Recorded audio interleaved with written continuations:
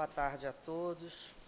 Que Jesus nos envolva sempre nessas vibrações de carinho, de amor, para um estudo tão bonito, que é realmente o objetivo do Cristo na sua vinda à Terra, o ensinamento do amor.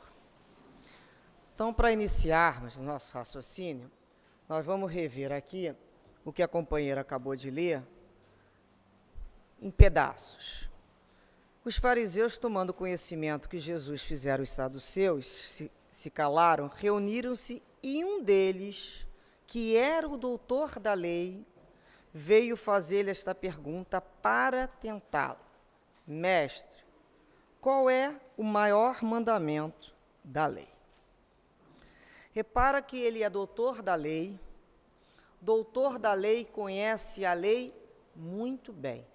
Não é mesmo? Por isso que o nome já diz, ele é doutor da lei, mas foi para tentar.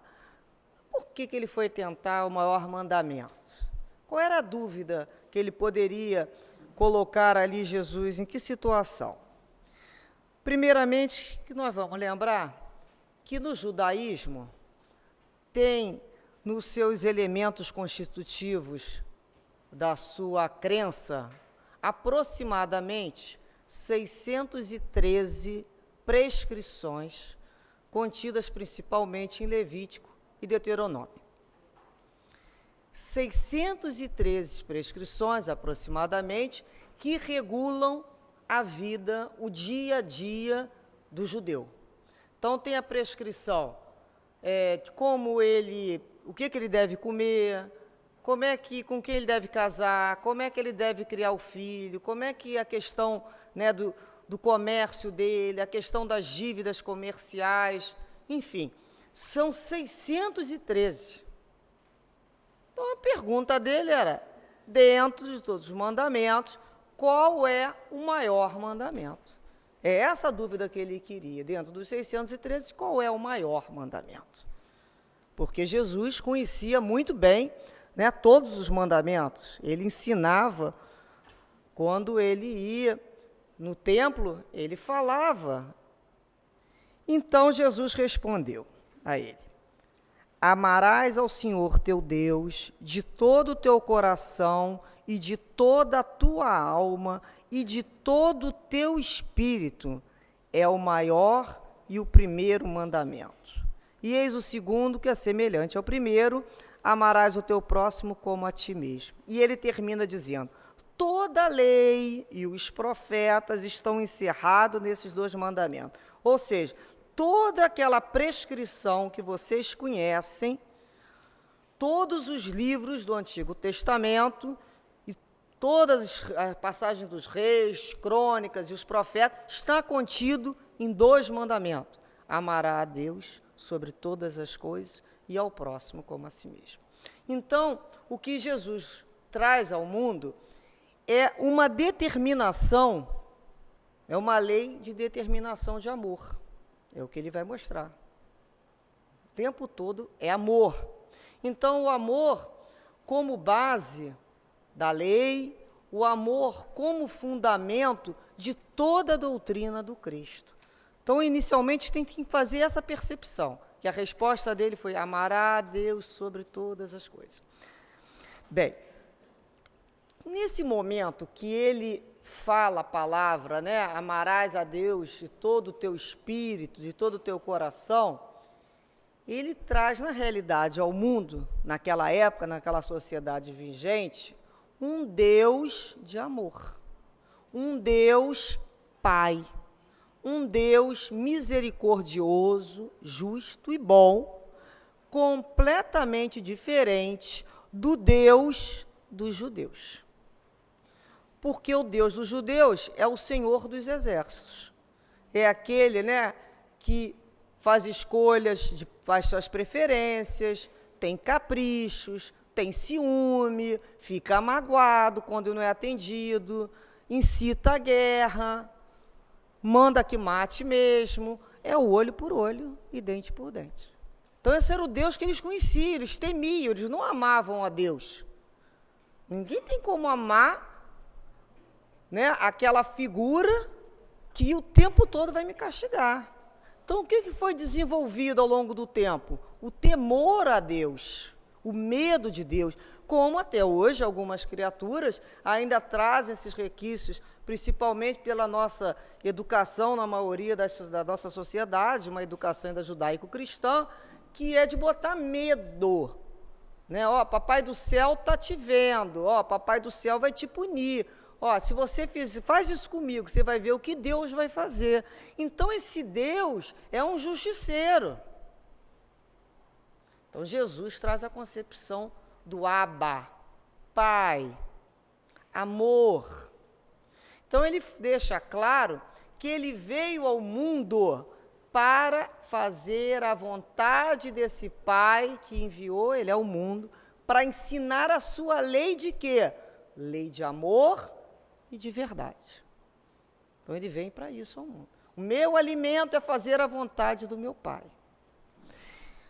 No Evangelho de João, tem uma passagem no capítulo 6, versículo 38, que Jesus fala assim: porque eu desci do céu não para fazer a minha vontade, e sim a vontade daquele que me enviou. Então, repara que não era a vontade de Jesus. A marca do Cristo é de renúncia, é de abnegação. Ele não veio para fazer a vontade dele. Ele veio para executar o que o Pai mandou ele fazer na terra, ensinar a lei de amor e de verdade. Então, ele deixa isso muito claro. Então, Jesus, no momento, a gente pode perceber o seguinte: primeira coisa, o reconhecimento da paternidade divina que nós não tínhamos. Paternidade divina. Deus é Pai, Deus é amor, Deus é misericórdia, Deus não pune, Deus educa. E segunda concepção que ele traz quando ele diz: fazer a vontade do meu Pai, obediência e resignação pela vontade do Pai. Inclusive, na oração dominical, nós temos aquele trecho: Pai, seja feita a vossa vontade. E mesmo assim a gente tem dificuldade de aceitar. Até hoje, não tem? Mesmo a gente fazendo essa oração, acho que a gente às vezes não para refletir sobre o que a gente está falando. Pai, seja feita a vossa vontade. Ou seja, eu entendo que a sua vontade é sábia, a sua vontade é amorosa, a sua vontade me vê como espírito imortal e deseja o meu progresso. A minha vontade é dessa personalidade, dessa vida aí, que dura aí, né, sei lá quantos anos. A minha vontade, as concepções do planeta. A vontade do Pai é outra. O que ele espera de mim, ele me vê como espírito imortal. E eu não, eu quero realizar essas concepções que eu desejo, que o mundo me disse como vitória. Então é hora que eu tenho que entender. Eu tenho vontade? Tenho. Eu tenho planejamento de vida. Mas, acima do meu planejamento, existe uma coisa chamada programação divina, que é a vontade do Pai. Então, é quando eu falo, fiz a minha parte, tentei realizar meu sonho, tentei. Chegou uma parte, tem um limite. Então, agora me entrego ao Senhor, é a sua vontade. Então, é o momento que a criatura vai aprender a obedecer e se resignar diante da vontade de Deus. Então, foram esses dois ensinamentos que ele trouxe. O reconhecimento da paternidade divina e a obediência e resignação à vontade desse Pai. Nós vamos ter que aprender a nos resignar, não no sentido de medo, mas é quando eu conheço o amor tanto de uma criatura e falo assim, eu sei que você está querendo o melhor para mim.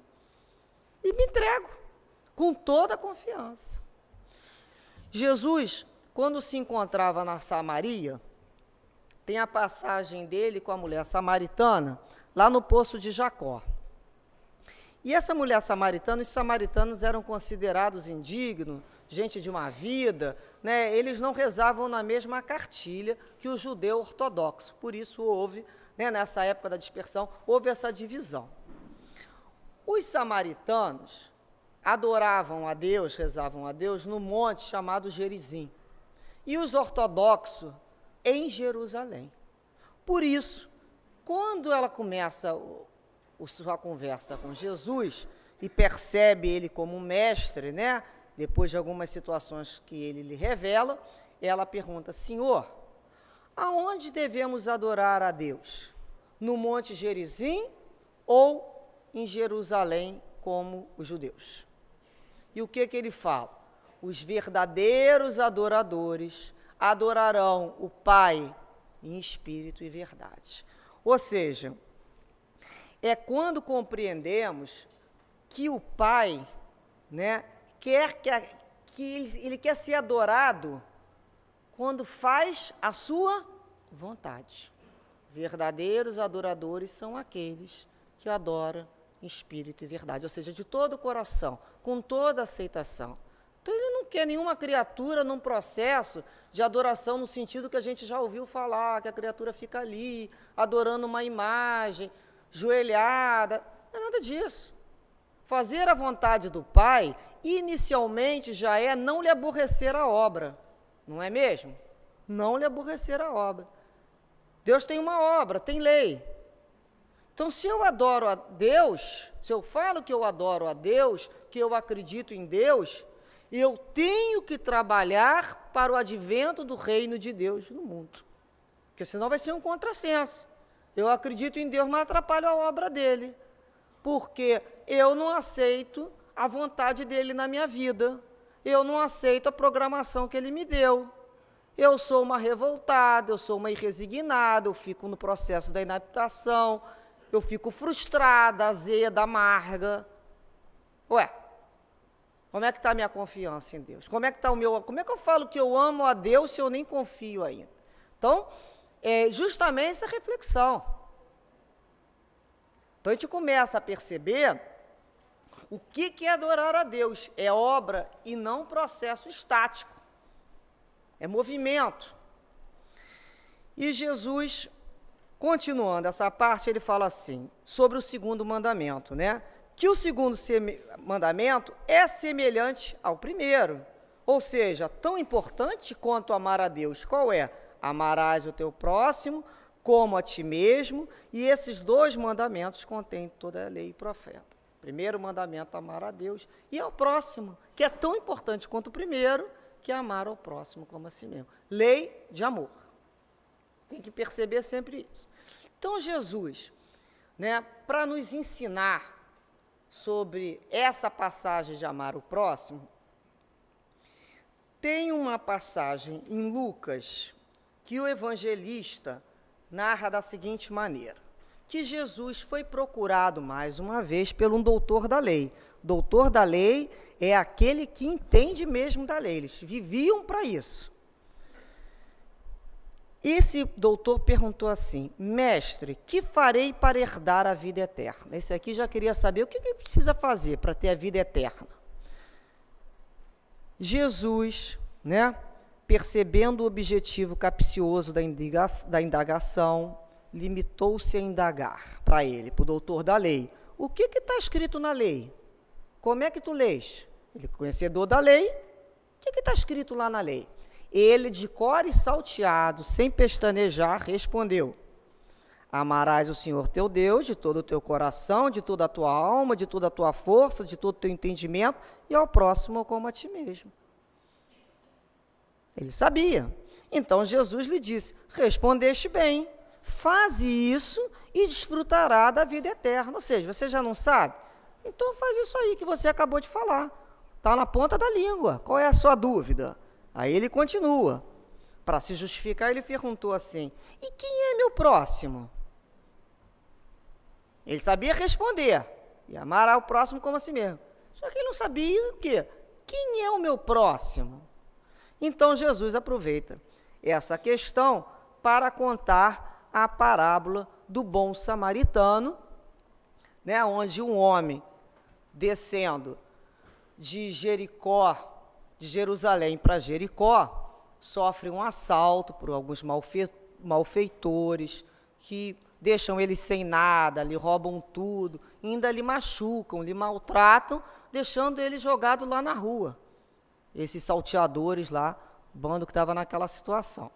Então Jesus conta que descendo pelo mesmo caminho, primeiramente passa um sacerdote. Esse sacerdote olha e continua ao largo, ou seja, continua o caminho dele. Logo atrás, logo depois, vem um levita, que também olha aquele homem caído, machucado e passa ao largo. Continua o seu caminho. Depois passa um samaritano, que nós lembramos aí que é o indigno, é o infiel, né? Esse samaritano busca cuidar desse homem, acolher esse homem. Leva ele para um estabelecimento, lá uma hospedaria, paga do seu próprio bolso a estadia dele, para que cuide dele. Ele tinha que continuar a viagem, ele era um comerciante, e ele disse na volta, se precisar de mais alguma coisa, eu lhe restituirei, ao dono da hospedagem. Então, Jesus conta essa parábola para o doutor da lei, né?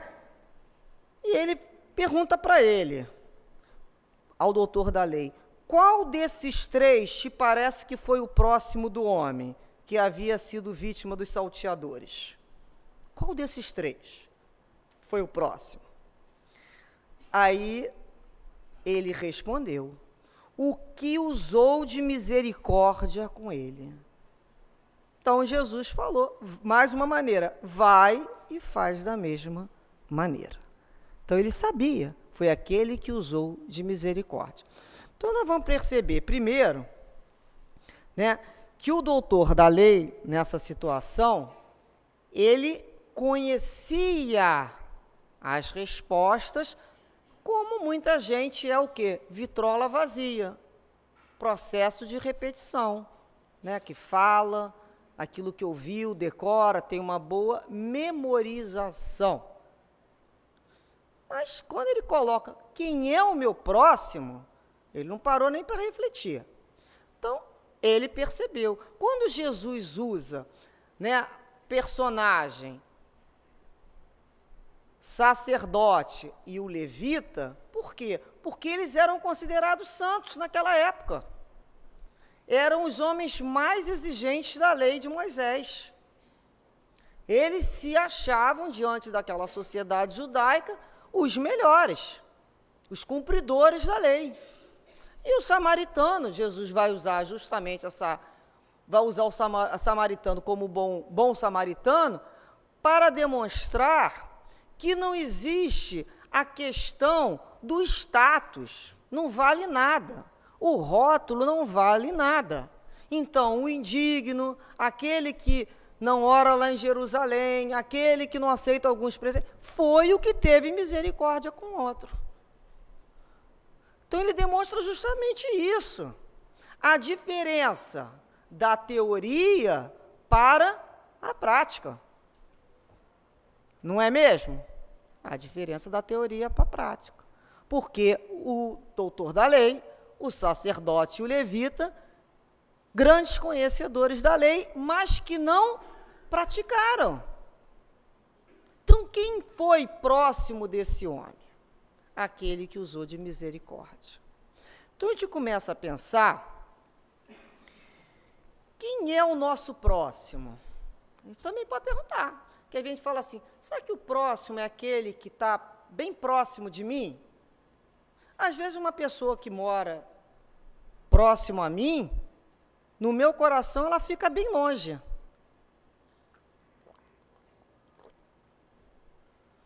E às vezes uma pessoa que fisicamente está longe de mim, eu considero como a minha próxima. Por quê? Porque para aquela criatura eu dedico a minha atenção, a minha misericórdia, o meu melhor entendimento. Então, muitas vezes, a gente começa a perceber quem é esse próximo. Então, a gente vai perceber que não é uma questão física. O meu coração próximo ou longe de determinada criatura. Por isso que a gente vê quem é o próximo nosso. Quem é que nós oferecemos o nosso melhor. Então, a questão da teoria, né, principalmente nos rótulos religiosos, essa questão toda, nós conhecemos, todos nós, pessoas que viram verdadeiros enciclopédias, não é? Elas conhecem de cor e salteado toda a Bíblia, todo o Evangelho, todos os livros, elas conhecem. E elas repetem aquilo como você conversa com ela um problema, ela te dá uma solução ali, como se aquilo fosse um clichê, uma receita de bolo, uma coisa pronta. Ela se habituou a viver em função de respostas, mas ela usa aquilo ali para o outro. É a luz do Evangelho e da Bíblia, que é muito importante, para o outro. O outro chega a mim me pedindo uma opinião. Olha, está dito isso, isso. Aí eu ofereço a luz, eu ilumino o outro. Só que a maioria das vezes eu esqueço de pegar essa luz e iluminar a mim mesmo. A mim mesmo. O que eu reflito sobre isso? O que eu aprendi sobre isso que Jesus ensinou? Então, a diferença entre saber e sentir é bem grande. Eu posso, saber pelos filmes, pelos livros, que existe uma coisa aí chamada neve, não sabemos? Sabe que existe neve, já vi na televisão. Eu sei disso, eu li sobre isso. É igual colocar a mão lá naquela situação? Sentir a neve? Não. Eu sei, mas eu nunca senti. Então, é a diferença entre o conhecimento, por si só, que Jesus falou: conhecereis a verdade e a verdade vos libertará. Então, quem vai nos libertar não é o conhecimento, é a verdade. O conhecimento é muito importante, porque se eu não tenho conhecimento, eu não tenho material para refletir, eu não tenho material para lucrar, para perceber certas situações. O conhecimento é o primeiro passo, que nós temos que vencer, as nossas preguiças nativas e estudar. Ler livro mesmo. Nós não queremos aprender? Tem que ler, porque senão a gente vai aceitar só a compreensão do outro. Como pode ser isso? Eu preciso ter a minha própria luz. O outro vai me iluminar o tempo todo? Não. Eu tenho que aprender a buscar a minha própria luz do meu conhecimento. Isso é uma conquista individual, que ninguém pode fazer por mim. Então, eu posso falar assim: olha, às vezes eu aborreço, eu não cumpro a lei de Deus. Não foi nem de maldade, eu não sabia que isso não era certo. Não sabia mesmo, porque eu ignoro, eu desconheço. Se eu reconheço a minha ignorância diante da lei de Deus, se eu reconheço a minha ignorância diante das leis morais, qual a parte que me cabe fazer? Estudar, para vencer a minha ignorância. Não é assim? Eu tenho que vencer a minha ignorância. Como é que eu venço uma ignorância? Estudando. Eu preciso estudar. Não, primeiramente eu posso só ler, depois eu tenho que reler, depois eu tenho que refletir sobre aquilo que foi lido. Senão eu viro acumulador de informação. Google. E o Google já está aí, não precisa de ninguém me dar nada decorado, eu vou lá e pesquiso. Eu tenho que refletir. Então, quando um conhecimento nos chega, um ensinamento desse de amor, a gente sabe. O que Jesus vai ensinar? Ah, Jesus vai ensinar a amar. Quem é que não sabe? Todo mundo aqui deve saber, as crianças sabem, a gente fala isso. Jesus é amor, Deus é amor. E a gente fala porque a gente sabe. Então, o conhecimento de saber, ele precisa, esse conhecimento, ir para o coração. É quando você sente a diferença do saber e sentir. Se aquece aquele conhecimento no teu coração. Então, aquilo passa a ter o calor do teu envolvimento. Você passa a sentir aquele conhecimento. Por quê? Porque dentro do meu coração, que eu quero dizer é um simbolismo, coração das minhas emoções, o que reside ali? As minhas verdades, que todos nós temos, sobre vários aspectos da vida. Se fulano fizer isso comigo, o certo é fazer aquilo outro. Se fulano me caluniar, a minha verdade é que ele vai se ver comigo. E por aí, essas são as minhas verdades que eu fui aprendendo a me defender ao longo da vida. Está lá no meu coração. Então, quando aparece uma determinada situação, eu sou acionada a responder essa situação. Desde a hora que a gente acorda até a hora que a gente dorme, nós somos solicitados a responder à vida. Quando eu tenho só as minhas verdades, eu automatizo essas verdades e viram o quê? Eu sou assim mesmo, eu falo assim mesmo, eu sempre fui assim mesmo. E repito aquilo e não paro. E me escondo ali. Eu também nunca parei para pensar. Se alguém me pergunta, por que você não gosta de determinada situação? Porque eu não gosto. Por que você tem preconceito com esse tipo de gente? Porque tenho. Mas por que ele te fez? Não sei, não gosto. Não sabe nem responder. Porque aquilo ali entrou dentro de uma caixa, ouviu de alguém, não tinha ideia própria, botou lá para dentro, ficou lá na maleta. Quando é acionada, eu também acho isso. Quanto mais... a gente começa a... Será que eu ainda sinto isso mesmo? Será que eu ainda penso dessa maneira mesmo? Eu pensava isso quando eu tinha lá 15 anos. Será que eu já não posso ver isso de uma outra maneira? Então, é quando a gente se propõe a rever os nossos guardados de verdade.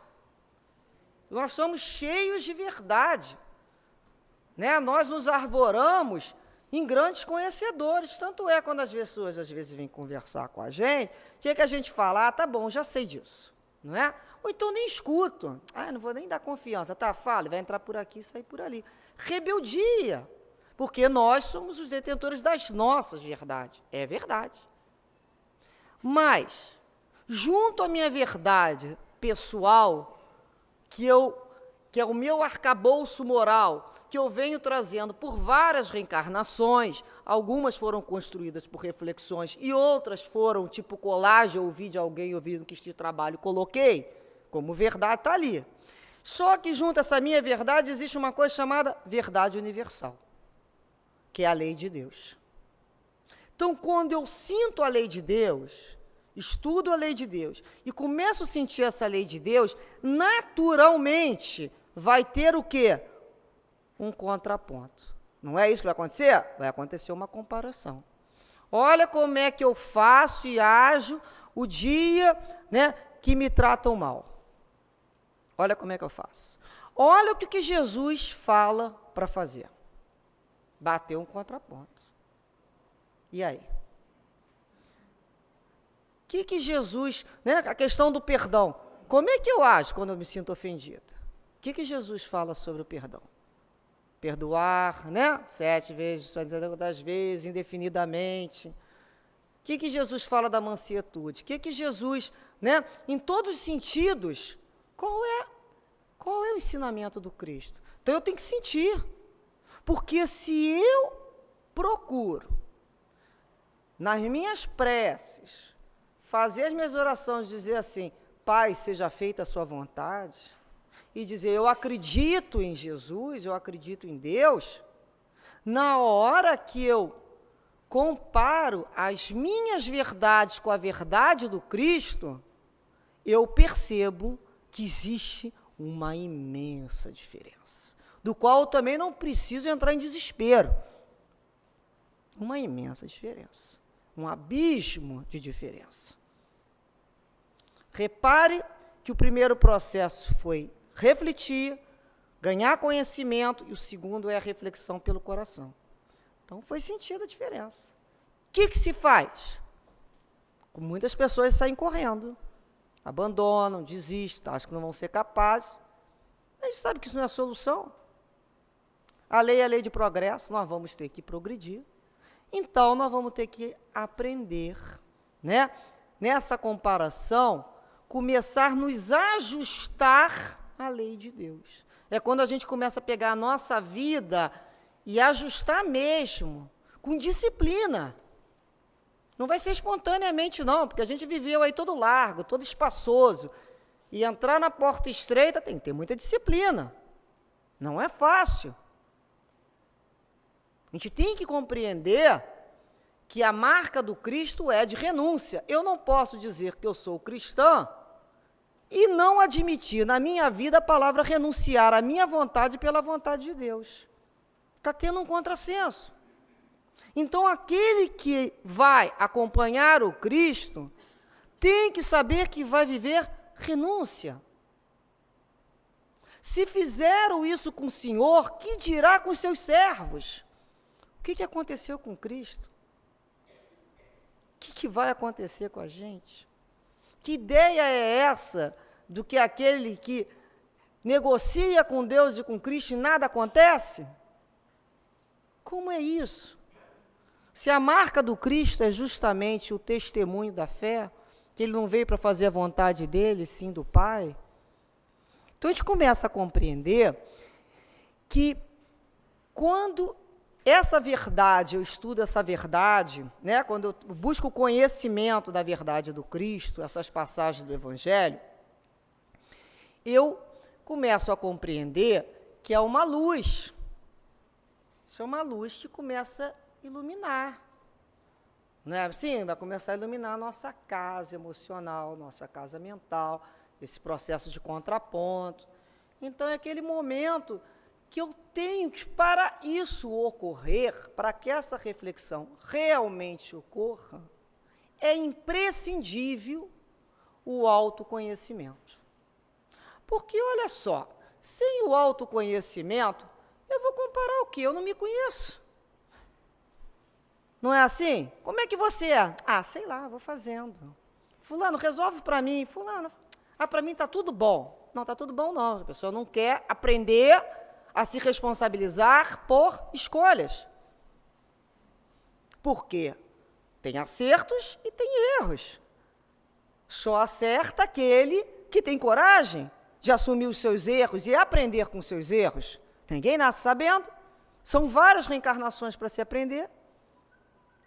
Então, essa ideia de que fulano nasceu sabendo, não nasceu não. Ele já vem de outras reencarnações fazendo a conquista naquele setor, ou intelectual, ou moral.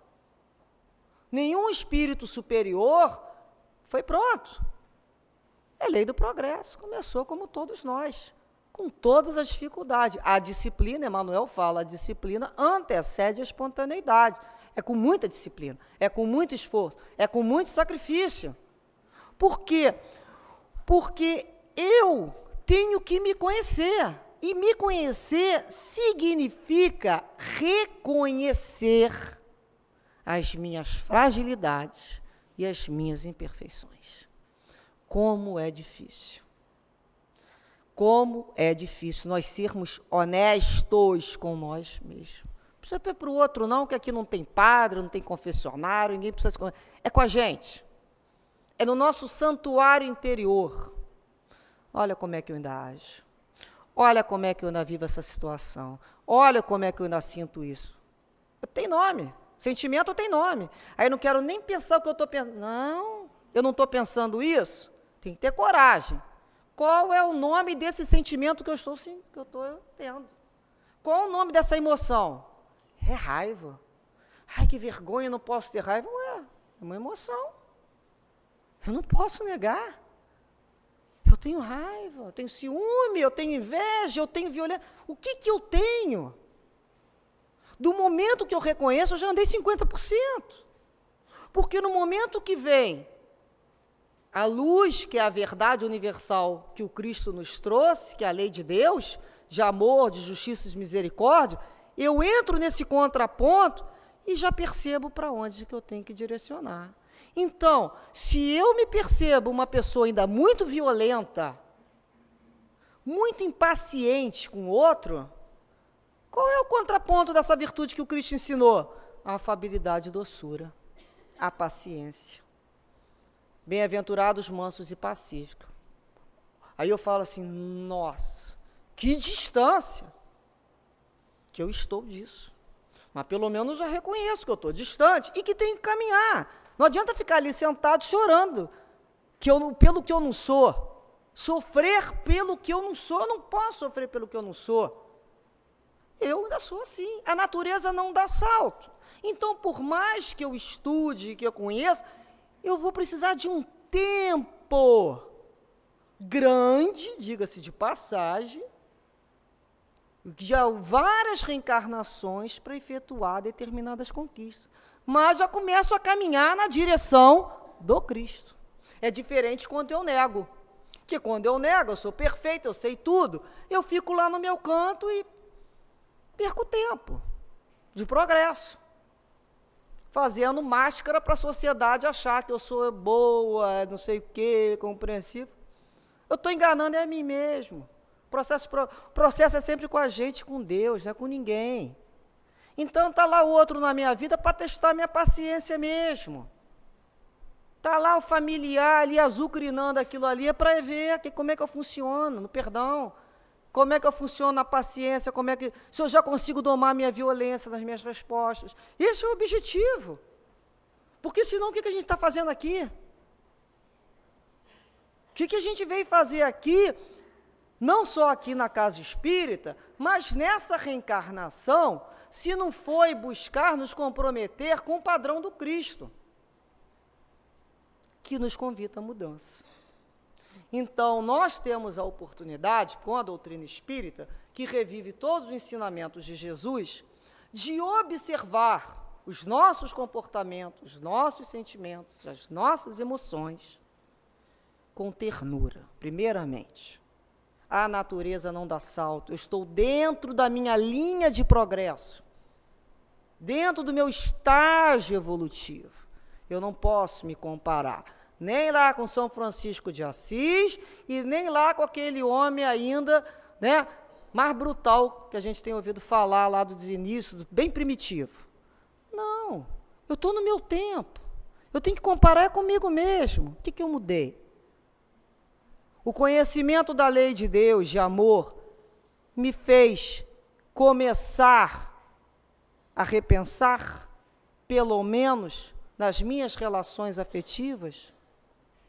Comecei a buscar uma forma de conter os meus vícios.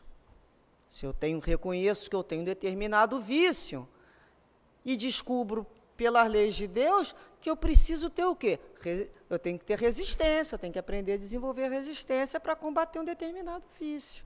Então, eu tenho que, primeiramente, tomar conhecimento, ter vontade de me transformar e caminhar em direção ao Cristo. A partir desse momento, não importa quanto tempo leve, eu já tenho para onde ir, porque quem não sabe para onde vai, não chega a lugar nenhum. A gente precisa saber para onde vai. Vocês querem ver uma coisa? A gente, quando começa a aprender a desenhar algumas técnicas, os instrutores geralmente mandam que nós copiemos desenhos maravilhosos de artistas quase considerados gênios. Copiar, copiar, copiar, copia de novo, copia de novo, copia de novo. Você vai percebendo que de tanto copiar o certo, você, por um processo intuitivo, começa a fazer certo. Então, a gente começa a observar, de tanto a gente estudar o Evangelho, de tanto a gente parar para refletir no Evangelho, um momento a gente vai conseguir fazer esta modificação de comportamento para atender à lei de Deus. Então, se a regra de ouro é: faça ao outro aquilo que gostaria que fizesse com você, o que eu gostaria que fizessem comigo? É o que eu tenho que pensar. Todas as vezes que nós vamos agir. E se fulano, que eu tenho essa dificuldade toda, tentar eu faço o seguinte exercício: eu tiro o rostinho da pessoa e boto lá o rostinho do meu amor, lá do meu filhão. Fica tão mais fácil. Eu sou a melhor defensora dele. Já viu que a gente é assim? O filho do vizinho, né? Mal educado, irrequieto, levado, desabilidoso. O nosso é criativo, inteligentíssimo, rápido. Então, depende como é que nós vamos advogar a causa. Então, a gente começa a entender o que eu quero para o outro, para aquele que eu mais amo. Como é que eu agiria? Como é que eu gostaria que agisse comigo? Então, se eu estou numa situação e uma pessoa precisa de mim, Pô, mas na hora da novela, pô, logo hoje, que fulano vai encontrar fulano, vou ter que atender esse telefone, fulano com esse problema, de novo, né? Assim que a gente fala? De novo. Não vai precisar andar na rua para pegar um cara que foi roubado, salteado e machucado, não. É isso mesmo. Pô, mas vou ter que me levantar para fulano sentar, hein? Pô, minha vontade, estou cansado. Fingi que estou dormindo. Aí vem falar, né, do amor ao próximo. A gente esquece que para iniciar o processo de amor, o portal inicial é a gentileza, é a educação. Que a gente está esquecendo de fazer isso. A gente está esquecendo de ensinar isso às nossas crianças. Por favor, com licença, palavrinhas mágicas, muito obrigado. Né? Os professores da escola, pelo menos, ensinam sempre. Então, passamos a criar filhos como verdadeiros tiranos, que mandam na casa. E ainda querem mandar na casa dos outros, que a gente ainda tem que aturar, né, a tirania do filho dos outros na nossa casa. E aí? Como é que cresce?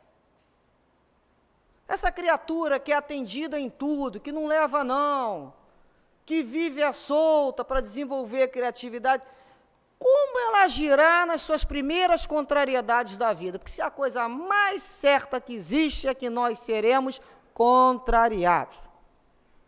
Não vamos ser contrariados? A gente cria lá um script. A gente é escritor, não é? A gente adora fazer texto.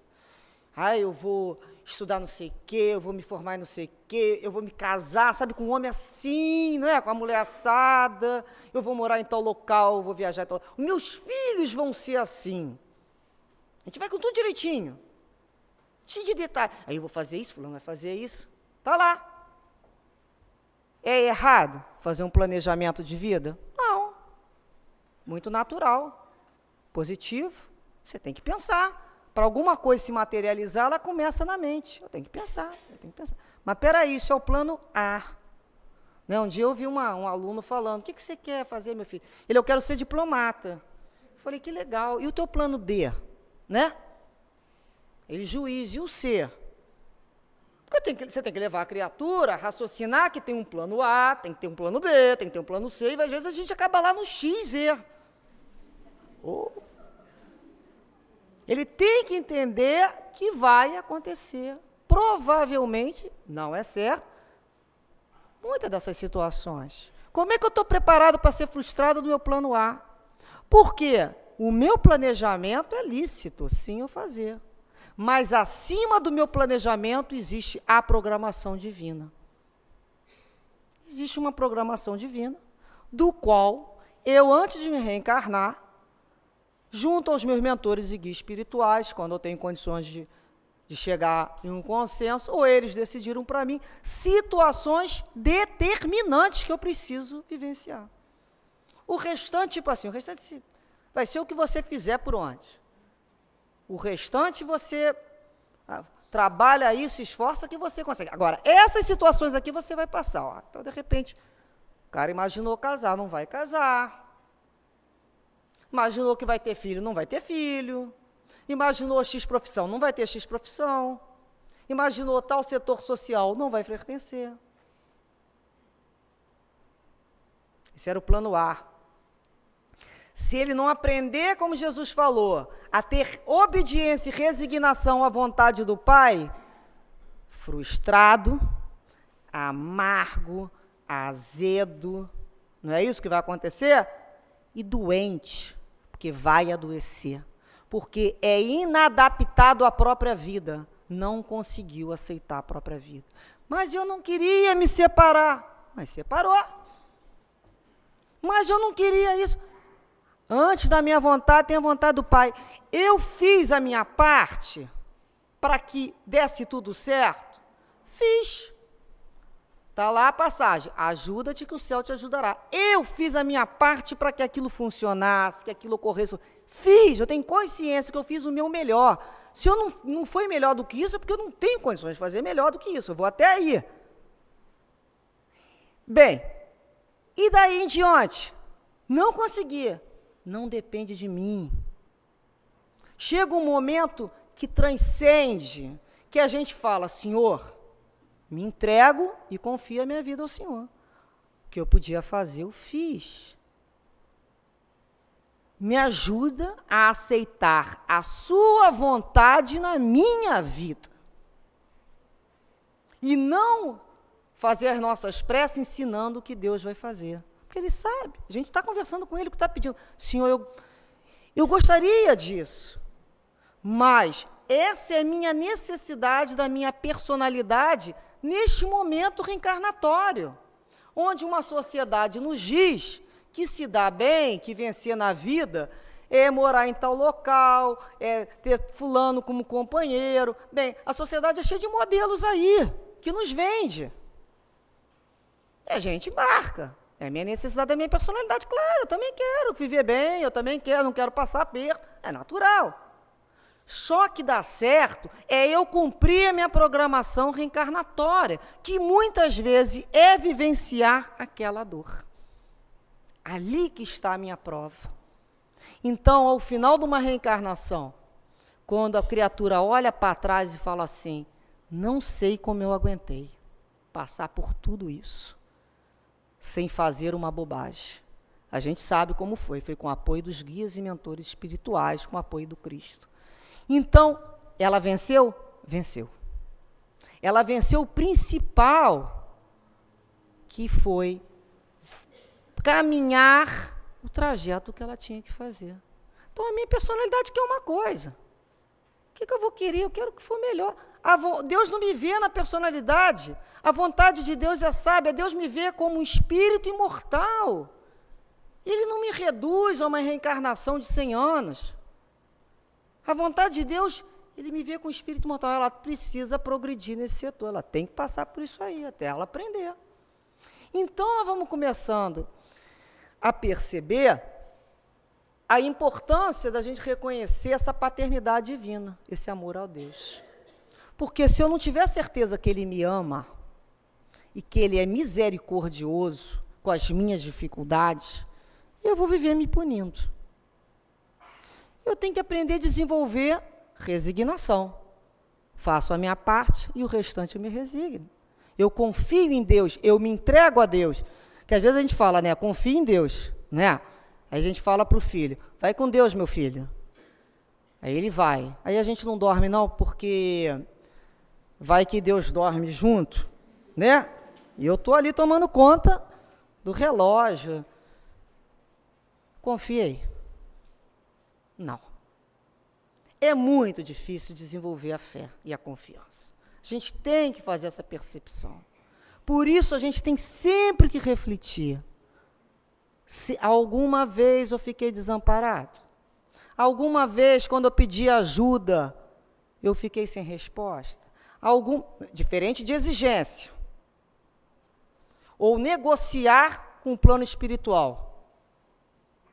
Então, é quando a gente pede, Senhor, não preciso mais que tire o cálice, fortaleça os meus ombros, para que eu viva aquilo que tu determinar como, né, motivo de progresso.